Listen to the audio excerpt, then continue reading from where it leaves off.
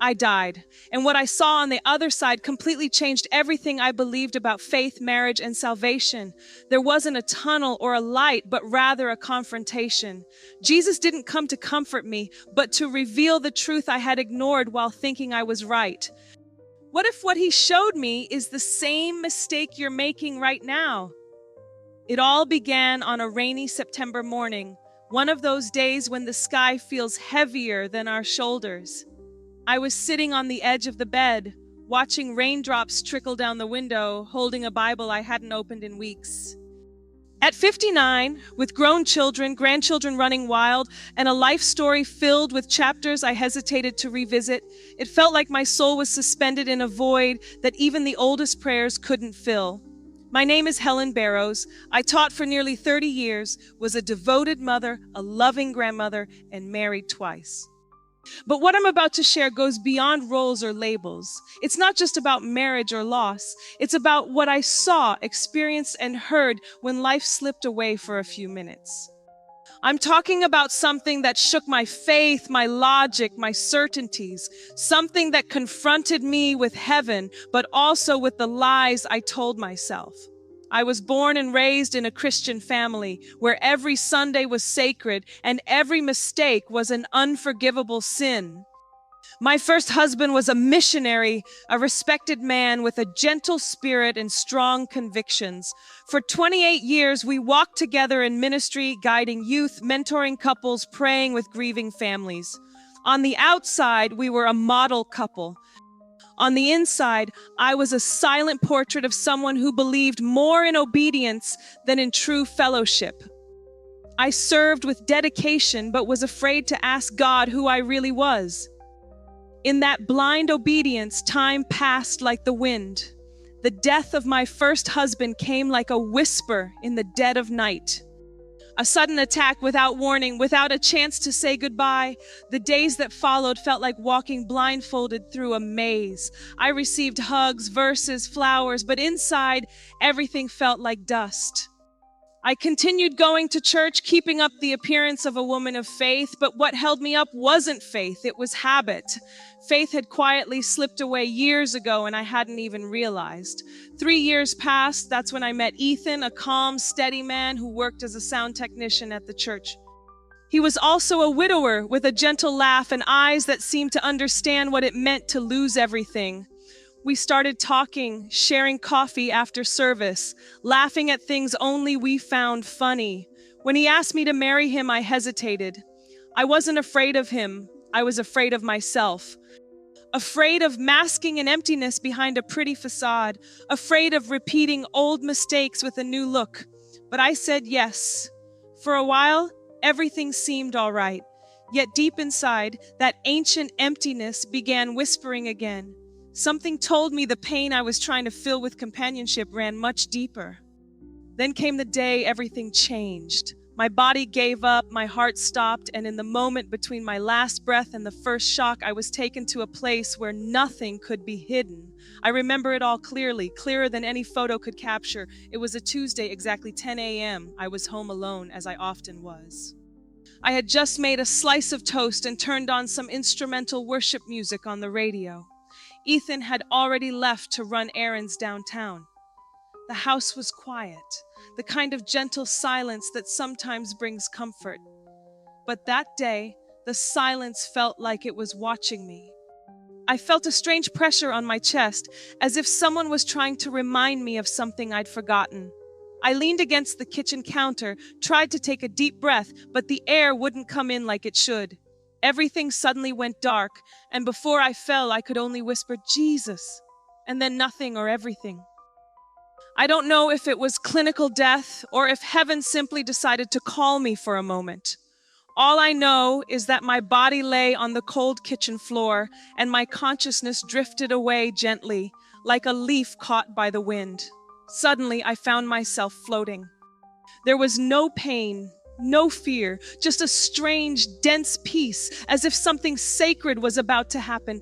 I saw my body lying there on the ground, motionless, and I didn't feel despair. It was as if I had accepted it unwillingly, but what happened next truly changed everything. A presence drew near. There was no shape, no face, no sound, yet there was understanding. I knew it was him, Jesus. He didn't say, "Come." He didn't reach out his hand or make a gesture. His presence was so real that simply being there was enough. And in that presence, my spirit fell silent. All my history, all my faith on display, everything came to a stop. It was as if time had folded and only the truth remained. And the truth was that I had built a good life, but not a surrendered one. Then came the revelations, not in words, but in feelings and images that flowed through my soul. Jesus showed me my heart, not the one I praised in church, but the one hidden among routine and pain. He made me see how I had used my second marriage as anesthesia, not as a purpose. How I had sought in Ethan what I could only find in him, but he didn't condemn me. He revealed me, showing me love, a love that hurts in order to heal. And in that moment, something inside me changed forever. If you're still listening, maybe you feel this echo inside you too. Perhaps you're searching for something you can't name. If this story touches you, subscribe to the channel now, not to follow me, but so we can walk this path together. And please share in the comments without fear. Have you ever felt like you were living well, yet something felt off inside? Share your story with me. Your story might touch more lives than you imagine. In that place, there were no walls, floors, or skies as we know them. It felt like being suspended between two worlds, where the presence of Jesus was more tangible than anything I had ever touched. I didn't hear with my eyes in the usual way, but with something deeper, as if my very soul recognized his essence before even trying to understand it. And there, he began to show me scenes, not with judgment or accusation, but with a clarity that laid me bare without violence. The first image was a distant memory. I, still young, sat in the prayer room of the church, surrounded by enthusiastic voices, fervent prayers, and tears falling onto the floor. Outside, I too was praying, with my hands raised and my eyes closed. Inside, I was thinking about what to prepare for dinner. That image didn't come up to shame me, but to show me how accustomed I had become to the superficial aspects of faith while my heart was distracted. Then I saw the day of my second wedding. I remember feeling nervous, afraid of making a mistake, yet pushing away the doubt with verses about new beginnings and comfort. I remember looking at Ethan at the altar and thinking, maybe now life will start to make sense. In that moment of remembrance, Jesus made me sense what Ethan was feeling. It was strange, disorienting. I could feel his vulnerability, the silent prayers, the fear of being alone, the hope he placed in me as if I were a refuge. We were both seeking in each other something we could only find in God. I was soothing my loneliness with presence, while he was trying to fill the absence of his late wife with new affection. And that hurt me, not as an accusation, but as a wound finally exposed to the light to be healed. I clearly understood that it wasn't the marriage that was the problem, but the reason that led me to it. It was the lack of surrender before the decision. I was looking to Ethan for the answers that I should have waited for at the altar. And there, in the presence of Jesus, I realized that we often make right decisions with wounded hearts, and then seek divine blessing for what we built out of need. The generosity of Jesus did not manifest in exalting me, but in lovingly exposing me to everything I needed to reconsider. The marriage presented itself as a human solution to a spiritual dilemma, and that led me to collapse. I cried intensely, even without a body, because I finally understood. And what I saw in that place transcended mere vision. It was a profound feeling, a total understanding of being. Even there, where everything was revealed without disguise, I sensed that time behaved strangely. There was no past, present, or future, only existence, a pulsating, raw existence where each thought emerged as an undeniable truth.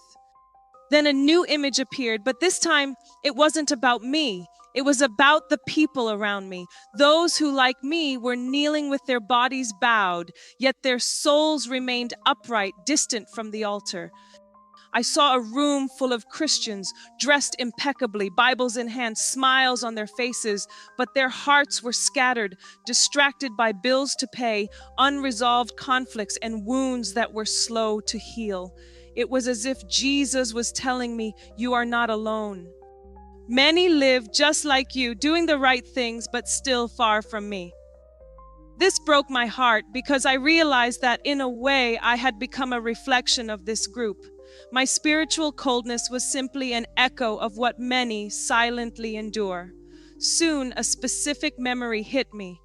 The day I stopped going into my prayer room was just some random Monday, right after a trivial argument with Ethan over a purchase that didn't fit the budget.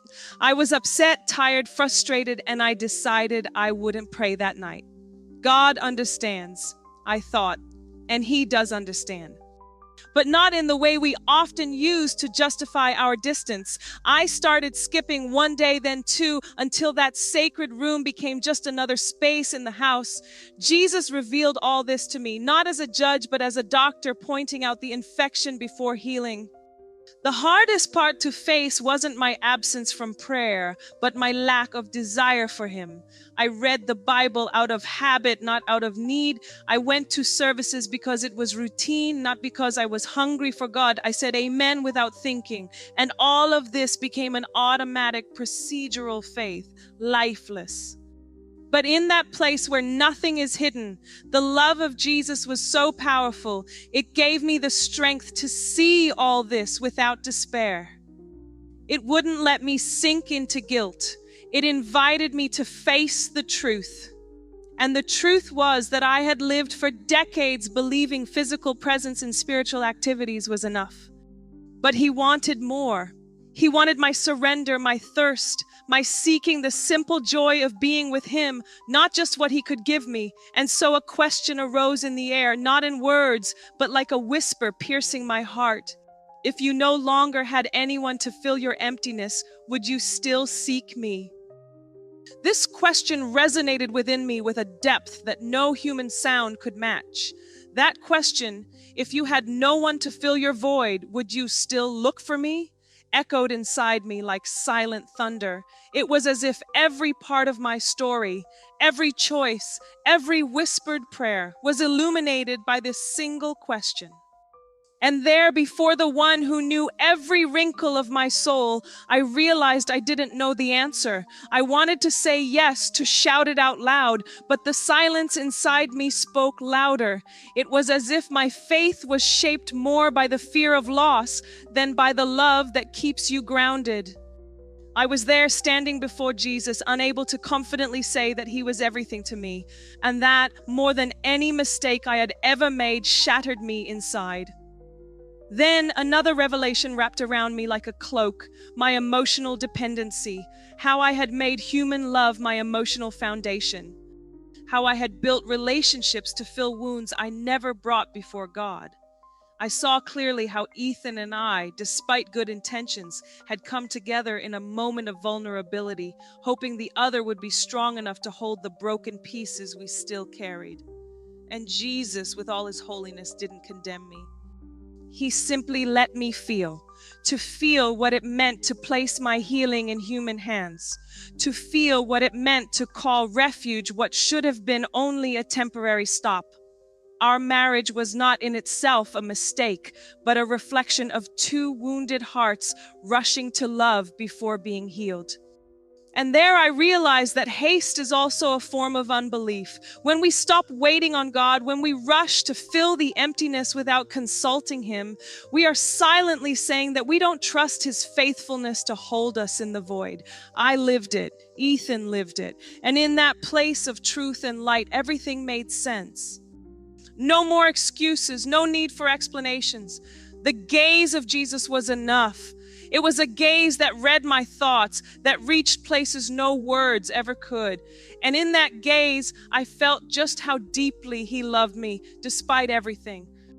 It was at that moment that I began to understand that my experience was not just a personal calling, but a summons, as if he were saying to me, "Go back and say, show that it is possible to live rightly and still feel distant. Show that there is healing for those who try to do the right thing but cannot wait." And in that instant, a flame ignited within me. An immense desire to return change, to come back whole. But the strongest part was yet to come, because Jesus didn't just want me to understand, he wanted me to decide. And the decisions in that place carried a weight I had never felt on earth. The choice Jesus was asking of me wasn't about leaving a marriage or moving to another city. It wasn't about starting a new ministry or making vows of some drastic renunciation. It was something much more personal, deeper, and infinitely harder. He was asking for the center of my life, not a part of it, not what was left after a long day, not the scraps of time between commitments and family. He wanted the throne of my heart, and this took me by surprise because I honestly thought he already occupied that place. But in that eternal context where masks are unnecessary, I realized that I held Jesus in my heart, yes, but in a side room. He was welcome. As long as he didn't touch the rooms I was still trying to keep orderly in my own way. He was an honored guest, but still a guest, never the master of the house. It was in that moment that a memory I had buried resurfaced. A Sunday service just before my marriage to Ethan.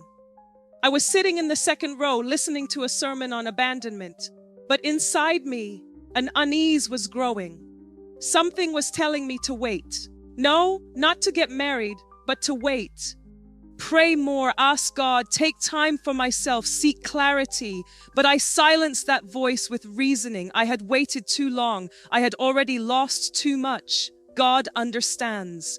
And with this reasoning, I moved forward.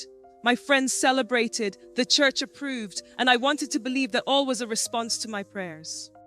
Yet now, faced with the bare truth, I realized that many times I was not seeking guidance, but just looking for permission to do what I had already decided. How many times do we do this? How often do we say we've prayed, when in reality, we're only looking for God to confirm the fears we've already decided upon? Jesus showed me that I had lived this pattern not only in my marriage, but across many areas of my life, in friendships, family decisions, even in moments when I accepted invitations to preach without asking if it was truly his timing or just vanity disguised as ministry. This revelation hit me like a shattered mirror. Every fragment reflected a part of myself I didn't want to face, but instead of pain, what I felt was freedom. Because I finally understood why so many voids inside me remained unfilled. They didn't need more spiritual activities or new relationships. They needed complete surrender, a letting go of control. There, in that space between eternity and time, Jesus didn't send me back with a list of chores. He gave me an invitation, come back and live as one who knows me, not just as one who serves me. And this invitation was impossible to ignore. It came not as pressure, but with purpose. Wrapped in that presence, I felt something even more unexpected. Jesus showed me what would happen if I continued life exactly as before. It wasn't a vision of tragedy or judgment. It was a portrait of my soul's future. If I chose the same path, making only small changes, but without true transformation. I saw myself a few years down the line, still married to Ethan, still active in church, wearing a tired smile and offering words of encouragement. People still admired me. The services were well run, and my children visited often. But inside me, a quiet echo grew louder, a void silently expanding. I still read the Bible, but no longer heard the voice. I prayed, but no longer felt the touch. And the most frightening part was that I had already gotten used to it. It was a haunting image. Everything seemed fine on the surface, yet deeply wrong inside. I saw how I could spend my whole life being good enough for others, yet still be distant from the fullness he had prepared. I lived through the moment when I realized I could spend my final days without ever truly knowing what it means to live at the center of God's will, without ever diving into the depths of what it means to be completely His. In that instant, Jesus made me feel not only what I would lose, but also what I would fail to give to the world. Every life I would touch, every woman who would continue living a lukewarm faith because of me, for unknowingly, I was a role model to some. Understanding this made me tremble, not from fear, but from a sense of responsibility. Returning transformed meant no longer being just a source of inspiration and becoming an agent of change. It was more than telling a beautiful story, it was about living an authentic one, and that requires courage. The courage to strip away others' expectations, to show that even those who preach, teach, and advise can lose their way along the journey. It was then that Jesus revealed something even deeper to me. A child, my little granddaughter, playing on the living room carpet. She looked at me with such tender intensity that my heart ached. And in my spirit, I understood. My return wasn't just about me, but about her, about future generations, breaking cycles, creating a new legacy, not of perfection, but of authenticity before God. That vision was the confirmation I needed. I needed to return to reclaim my life from where it had paused, but starting from a completely new place, a place of surrender, where He and only He would be the foundation. When that decision took root within me, not just in words, but in deep conviction, I felt as if the entire heavenly atmosphere resonated in harmony. I didn't hear applause nor see angels dancing, but I felt a lightness that didn't belong to this world, as if the weight of decades of struggle had finally lifted. Jesus didn't smile with his mouth, but his presence grew warmer, more intense, and full of life. And there I realized he had welcomed me back, not as someone banished returning, but as a daughter finally coming home, even though she had never physically strayed. Soon after that, I felt my spirit being pulled.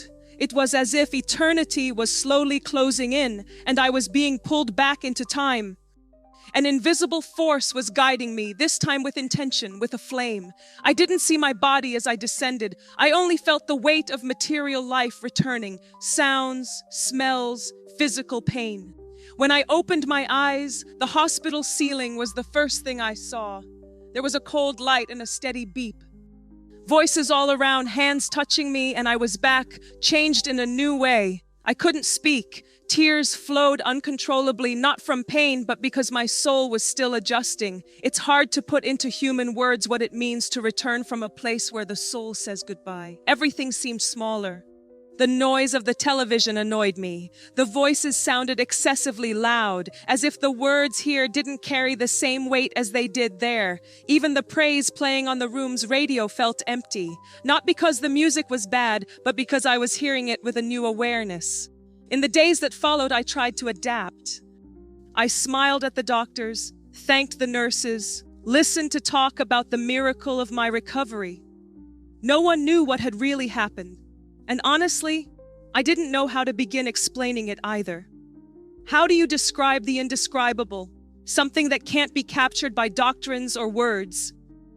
How do you speak about a Jesus who not only forgives but also reveals, challenges, and restores? The first person I told my story to was Ethan. He sat by my bed, took my hand, and asked how I was. When I calmly shared my experience, he was silent. A respectful silence, yet heavy with fear. He didn't doubt. But deep down, I sensed that many people were singing about something they no longer truly felt, a thirst that had become a habit. And then I understood. My mission wasn't to teach, but to witness, to show that it is possible to come back from that state, that there is real life beyond the appearance of holiness. I began to visit prayer groups, not to preach, but to listen. And there I met women like me, women who had also lost husbands, children, dreams, women who kept smiling but were broken inside. In that intimate space, without pulpits or spotlights, I was able to share the truth that had been burning in my heart since I came back. God doesn't want you to merely survive on faith. He wants you to live with a deep thirst for Him. Ethan, for his part, started to withdraw more and more. He loved me, but he didn't know how to relate to the new woman I had become, and I understood. It was as if my faith now had too much volume for the quiet home we had built together. Our peace hadn't turned into conflict, but into distance, not emotional nor physical, but spiritual. I could no longer pretend, and even without meaning to, he sensed that I had crossed a point of no return. Today, looking back on everything I've been through, I realized that the real death wasn't when my heart stopped, but before that, when I began living on autopilot, when I stopped pouring myself out before God in secret, when I started treating faith as a routine instead of a living relationship. That cardiac arrest simply revealed what I had been unaware of myself. I was breathing, but my soul was asleep. The new beginning didn't come with thunder or radical changes for all to see. It arrived in silence, in the closed room, in the moments when I knelt, not to ask, but just to be. It came when I chose to remain silent before the Bible, waiting for God to speak first. It came when I began to see my marriage not as a mistake, but as a mirror, a reflection of everything we were trying to fix without consulting heaven. But in my spirit, I sensed many were singing about something they no longer even remembered how it felt, a thirst that had turned into habit, and so I understood. My mission was not to teach, but to testify, to show that it's possible to come out of that state, that there is an authentic life beyond the appearance of holiness. I started visiting prayer groups, not to preach, but to listen, and there I found women like me, women who had also lost husbands, children, dreams, women who kept smiling, but inside were broken. And in that intimate space, without a pulpit or spotlights, I could share the truth that had been burning in my heart since I came back. God doesn't want you to survive on faith alone. He wants you to live with a hunger for Him. Ethan, on his part, gradually began to quiet his voice. He loved me, but he didn't know how to relate to the new woman I had become, and I understood. It was as if my faith now had a volume too high for the quiet house we had built. Our peace hadn't turned into conflict, but into distance. Not emotional or physical distance, but spiritual. I could no longer pretend, and even without meaning to, he sensed that something in me had passed a point of no return. Today, reflecting on everything I've been through, I realized that true death didn't happen when my heart stopped, but earlier, when I started living on autopilot, when I stopped pouring my heart out to God in secret, when I began treating faith like a routine instead of a living relationship. That cardiac arrest just revealed what I had been ignoring. I was able to breathe, but my soul was asleep. The rebirth didn't come with thunder or radical changes for everyone to see. It came quietly in a closed room during moments when I knelt, not to ask, but simply to be. It came when I chose to stay silent before the Bible, waiting for God to speak first. It arrived when I began to see my marriage not as a mistake, but as a mirror, a reflection of everything we tried to fix without consulting heaven. Today, Ethan and I are still together, but with greater authenticity between us, without masks and without the need to appear perfect. I've learned that the gospel is not a ladder to climb for recognition, but a narrow path of surrender. And if I could leave you with one last image, it would be this: Jesus looking into my eyes and saying, with a gaze that both pierces and heals, "You can be saved and still live far from the fullness I've prepared for you." These words stay with me as a reminder. I no longer want to live beneath that promise. So if you've made it this far, if this video has touched something inside you, I want to invite you to something deeper than just a like. I invite you to become part of this community with purpose. Subscribe to the channel, yes, but not only to watch the next videos. Subscribe as someone who chooses to walk alongside us. We're not here to gather followers, but to share intertwined stories and wounds that heal together and faith that is shared. Speaking of stories, share yours in the comments. I want to know, have you ever experienced something that changed your faith forever? Have you ever felt that silent emptiness even after doing everything right? What have you taken away from watching this video? What has God spoken to you through this experience? Write openly and honestly. No one here is judging. We're here to listen, welcome, and grow together. And if this message has touched you, share it with someone. Not as someone trying to spread content, but as someone offering living water to those who thirst. Because maybe, like me, that person needs to be reminded that there is still time, that God hasn't forgotten them, that even in silence, He is patiently waiting for the moment when His name will be whispered with a yearning to be reunited. You are not alone. May the peace I found in that space between two worlds overflow into your present. And may your journey from here on be guided by eyes fixed on the heavens and feet firmly grounded in His will.